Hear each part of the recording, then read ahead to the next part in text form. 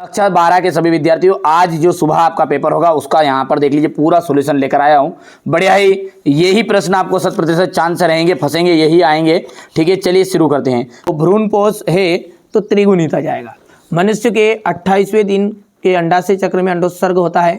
14वें दिन बड़े शहरों में अधिक जनसंख्या का कारण है उपयुक्त तो सभी। चिकन पॉक्स किसके कारण होता है? वेरिसेला विषाणु द्वारा। प्लाज्मेट का नाम किसने दिया? लेडरबर्ग ने दिया। धसे हुए रंध्र पाए जाते हैं मरुद्भिद पौधों में। ठीक है, यहाँ से आप तो बढ़िया से कंप्लीट करना है। ये हो गया इतना यहाँ पर। ठीक है, ये पक्षियों द्वारा होने वाला परागण आर्थिनोफिली कहलाता है। वर्धन तथा लिंग संलग्न लक्षण है। हिपेटाइटिस में विषाणु आ जाएगा और यहाँ से मानव अल्फा लैक्टोबिमिन आ जाएगा। ठीक है, यहाँ से सदैव सीधा। इसके बाद में ये आप तो कंप्लीट कर सकते हैं। चलिए आगे बढ़ते हैं। बहुभ्रूणता, बहुभ्रूणता का आ जाएगा आपका सिट्रस।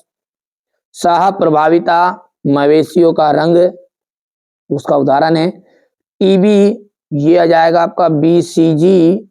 चेचक वैक्सीन छोटी माता जैसे अपन ग्रामीण क्षेत्रों में कहते हैं। और गोल्डन राइस ये विटामिन ए है।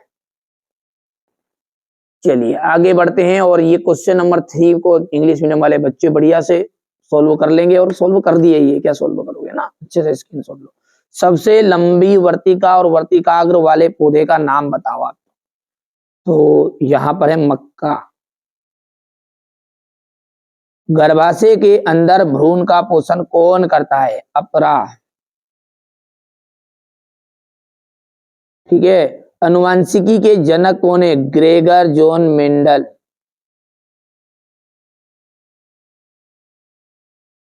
Gregor John Mendel. आराम से शांति समझेगा ताकि याद ही जानता चाहिए, यहीं पे याद भी हो।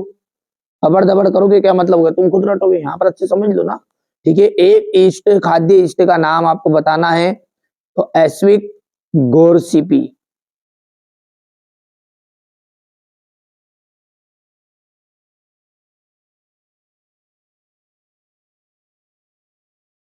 बीटी कपास गोल्डन राइस किसके उदाहरण है? ट्रांसजेनिक फसलों के।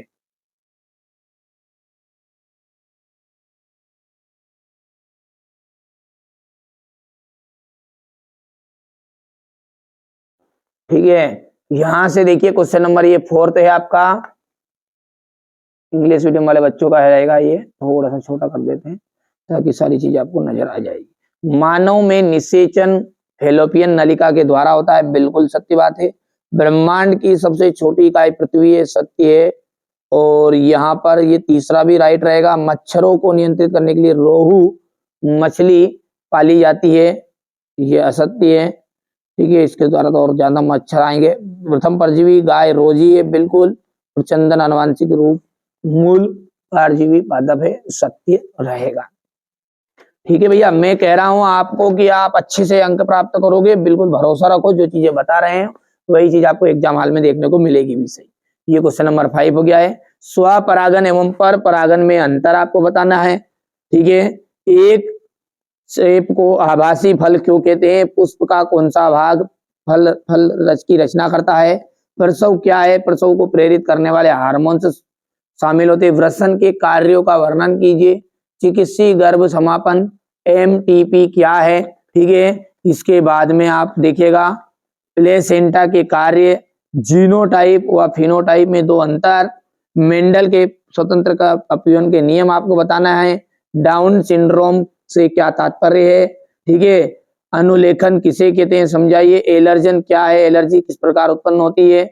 जैविक बायोलॉजिकल ऑक्सीजन की मांग किसे कहते हैं?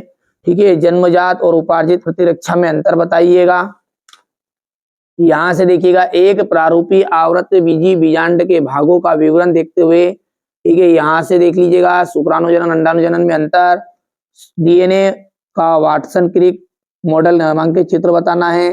प्रतिजनन सामान्य लक्षण, खाद्य और जैव उर्वरक में अंतर बताना है।